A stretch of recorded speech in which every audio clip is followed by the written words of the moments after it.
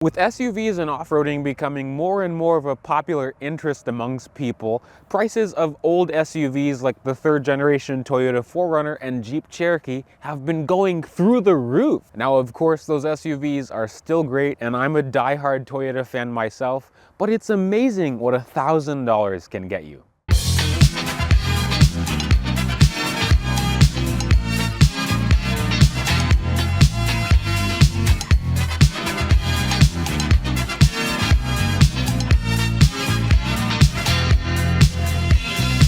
Meet Clifford. This is my 2001 Infiniti QX4. I picked it up with 247,000 miles. It has about 248,000 miles on it now. This one has both the sport package and the premium package, which means this one gets a factory rear LSD. Best part about it though, I only paid $800 for this. This thing is 2000's rich. I mean, look at it. This thing stickered for about $41,000 when it was new. That's about $68,000 in today's money. These wheels are actually optional, even though you might see most of these QX4s with these wheels. They're 17-inch alloys, but these were available on the premium and sport package QX4s. But the base QX4s actually had 16s from the pre-refresh, which is weird to see, but I've found only one base spec QX4 on Bring a Trailer with those wheels. The 90s was a booming time for luxury SUVs. Lexus introduced the Land Cruiser-based LX450. Acura even produced the SLX, which was based on the Isuzu Trooper. And because of all this badge engineering, Nissan decided to use the venerable R50 Pathfinder to make the QX4 in 1996. And here's a fun fact, the QX4s are actually known as the Nissan Terrano Regulus in Japan. We don't get those here. The original R50 Pathfinders and QX4s featured an anemic 3.3-liter V6 that only made 170 horsepower. Infiniti refreshed the QX4 for 2001, which brought improvements not just outside and inside, but most importantly, under the hood. They gave the QX4 the internet infamous VQ35DE engine, a 3.5-liter unit that made up to 240 horsepower. In 2002, Infiniti added more revisions to make the QX4 even more plush and comfortable by adding radar cruise control as an option, which Nissan and Infiniti called intelligent cruise control. That's crazy for 2002. The QX4 was sadly discontinued after the 2003 model year for the similarly priced FX35 and FX45 and the larger QX56. Now, one interesting factoid that Michael actually told me about these QX4s is that they have the same fog lights as the QX56, but these came first. So let's talk about this VQ. Under the hood, you'll find the VQ35DE, which is actually the same engine that you get in the 350Z and Infiniti's G35. It's a 3.5-liter dual overhead cam V6, and in this application, it makes 240 horsepower and 265 pound-feet of torque. In this truck, it's paired to a 4-speed automatic, and it uses Infiniti's all-mode 4-wheel drive system. Nissan was really big about their all-mode 4-wheel drive system in the Pathfinder and the QX4 back in the day, which makes sense because it was derived from the Atessa system in the R34 GTR. It's a pretty simple system in these trucks with the option of 2-wheel drive at first, and if you switch it to auto, it can send up to 50% of power to the front wheels using a limited slip clutch pack. But you also have the option of 4 high, which locks power 50-50 front and rear, and 4 low, which is the same thing, but gives you greater torque. Some of these in the sport package can get a limited slip rear diff, but no actual locking rear diff. That actually reminds me, ground clearance for these is 8.3 inches, which is kind of average for these older SUVs. I remember the Explorer was 6.7, which is kind of low, but these are also not body on frame like the earlier gen Pathfinders and even the R50's. These use a monoframe,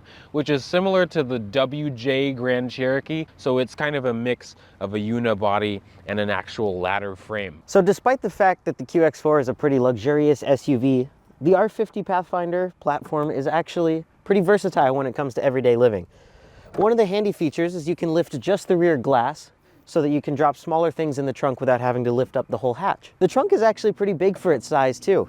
With the rear seats up, you get 38 cubic feet of space, and if you fold the second row down, you get 85 cubic feet of space. When it comes to towing also, this thing is actually impressive. It can tow up to 5,000 pounds. And adding to that versatility of the towing and how big the trunk is, which actually it's 2 cubic feet more than my Passport at 85. Mine is 83. But something that probably not that many people notice is the roof rack. I like that you can adjust how close and how far they can be from each other.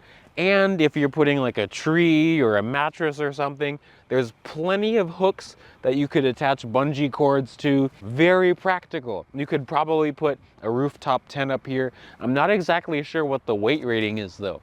So one of the things about these R50s that I have come to figure out is I wish that the rear doors opened a little bit more. But getting back here, step-in height is actually pretty good because they're not that tall from stock. And these, like, the doors close with a nice solid thunk. Now, you do feel like you're in a more older truck. I wouldn't even say dated because this is still a timeless design to me. But I'm 5'9". I have decent headroom because the roof kind of goes up like this. I have decent legroom. My fit can fit under the seats. You heard what I said. My fit can fit. I'll keep going with that. But I'm pretty comfortable. The seats, like the leather is nice and soft, especially in the back. There's an armrest, which is nice, and it's nicely padded as well. And the 2 outboard seats are heated. That was available in the premium package and also the sport package of the QX4s, which is quite interesting. Something else that these came with, because this is an 01, it came with a VHS player. The later years, 02 and 03, you could choose between the VHS or a DVD player. I mean, it doesn't work in this one, but it's cool seeing that. But it does have dome lights on it. There's also 2 cup holders that are small, but I mean, compared to even my Passport, which is a more bare bones SUV, this is well equipped even in the back, and I'm really comfortable. But this is where you really feel like you're commanding, well, in a commanding position, and you kind of feel really 04 rich. This is the key. These do come with a key fob, but this one doesn't have a key fob. These things are really quiet inside and also outside. I bet you can't hear this thing running.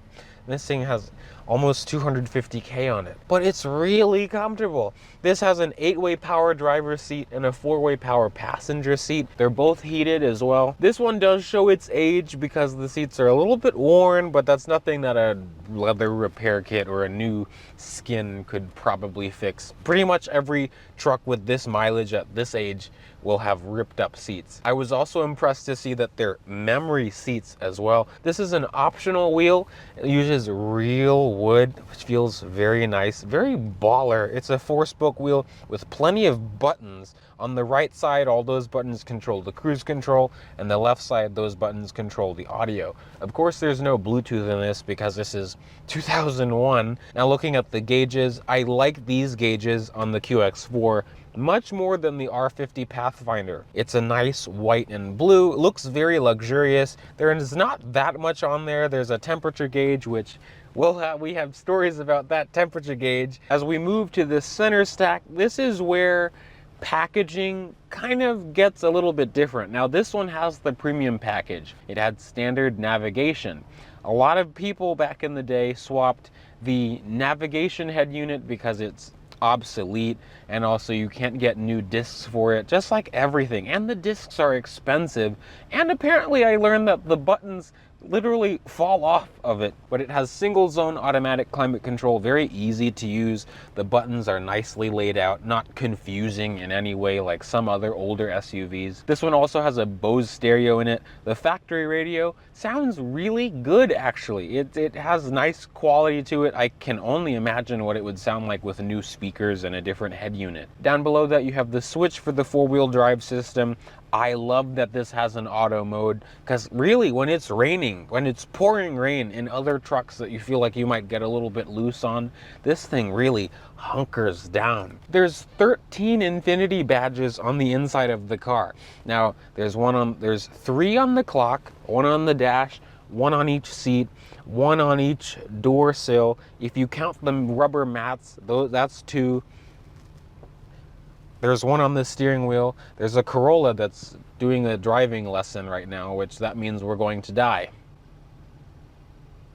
I also like the center console. It's nicely padded, but there's plenty of storage. There's a little lower, well, shallow cubby on the top, and then there's a deeper one up top here. There's no trip computer. There is a trip meter, but you can't really see mileage or anything, but there's a thermometer and a compass, things that I like. This also has HomeLink, which is a nice feature for 2001. Everything feels of quality, like everything you touch on the dash feels nice. Nothing creaks or really rattles over bumps, unless if you have stuff in the trunk, but there's no clunks anywhere in this. The first time I drove this, I was first blown away by the handling, because I've driven 4Runners before, the 3rd gen 4Runner, and I've now, because I have a Passport, I've driven the Rodeo and the Passport, and I've had plenty of seat time with both of those.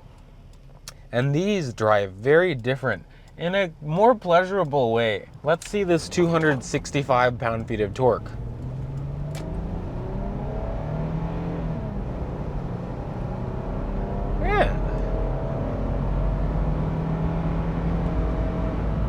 That wasn't floored either, but smooth power, and the engine is quiet. It's very quiet, which is good, so you don't sound like all those trumpet boys in those G35s and Nissan 350Zs. But compared to the 3rd gen 4Runner and the 2nd gen Isuzu Rodeo and Honda Passport, this is a lot more compliant, especially on big bumps, because our area, the roads are all garbage. This feels the smoothest out of all of them. Of course, the 4Runner is like a high standard. Everyone goes to the 4Runner, and that's why 3rd gen 4Runners are expensive. And something like this that needed a bit of work, I mean, yeah, a bit of work, and if you're mechanically inclined, they're not awful to work on, these VQs. So if you're willing to put a little bit of work into one that needs a little bit of love, it's actually a really good deal, because it's smooth. The tires are comfortable, the ride is comfortable, the tires are quiet. Everything about this screams 2000s luxury. I still feel the quality in it today, even with this mileage. One of the advantages of one of these QX4s or Pathfinders with the VQ is that they don't have timing belts. The 3.3s have timing belts. That's something I learned, but the 3.5s do not. Also, one of the biggest things that Mike and I will get into in the other video with Clifford is the cooling issues with the, well, not, I wouldn't say issues, but the learning curve with the cooling system in this, because for some reason these have, in simpler terms, 2 thermostats, which is stupid, and you can't find the other one. It's buried underneath the engine. We'll talk about that later. These use a mechanical throttle. I wanted to point that out. I think all of the SUVs of this era did, because I know the 4Runners did, the Passport did, like mine does, but the mechanical throttle, first of all, I think it's more reliable because you don't have to worry about a computer telling the throttle what to, you know, to open or close. 2 Nissan Cubes. Why do you have 2 Nissan Cubes? Well, there's only one right there. 2 Nissan Cubes. I don't know. It's just hard to explain. I think everyone needs to experience an R50, just like how people say everyone needs to experience a 4Runner. This is, I don't want to say better, because someone will, you know, come shoot me. And I have a Tacoma myself. There's 4Runners in my family, which actually that's something I have to show. There's another car that has to be debuted on the channel. It's a nice alternative, a very nice alternative. And I kind of like the alternatives, because me, myself, as much as I love the 4Runner, I wouldn't buy one because everyone builds 4Runners. Maybe that'll get people upset, but oh, that's, you know, that's just me. I like being different. And I know you can build your truck to, you know, suit your own needs, but no one sees Infinitis on the trail. And that's kind of cool. I think it's cool. For example, actually, that's one thing I wanted to talk about, like the engine. This has the most power. compared to a 4Runner with 183 horsepower, the Rodeo and Passport with 205. Sure, the American counterparts can have, you know, like V8s, but for a 6-cylinder, which, I mean, you know, of course these don't get that great gas mileage, like, it's a much better performing car on paper and in real life. So now you know Cliff, my boyfriend Michael's 2001 Infiniti QX4. It's a hell of a car. I used to not think about the R50 Pathfinders at all, and now that there's one in the fleet, I'm really proud to say that he's a member of our family, and I'm excited to meet all the R50 peeps in the comments and on Facebook, because the community is cool and this is a cool truck. If you have the QX4, let us know in the comments below, because we read every single comment, or even a Pathfinder. And I'm glad that we finally showed this latest, well, not even latest addition to our fleet, because there's one more car that we have to show you. He's not ready for his debut yet, and then probably later this year, in, I don't know, maybe a month or two or whenever, there will be another addition to the fleet, which is stupid. But anyways, before I start reconsidering my financial decisions, well, I'll talk to you in the next video. We'll both talk to you in the next video. Thank you for watching. Thanks for Michael being in front of the camera and behind the camera right now. But I'll see you in the next video. I hope you guys have a good day. There's a guy in a Camry with his door open right now, driving away. But I'll see you in the next video. Bye, peeps.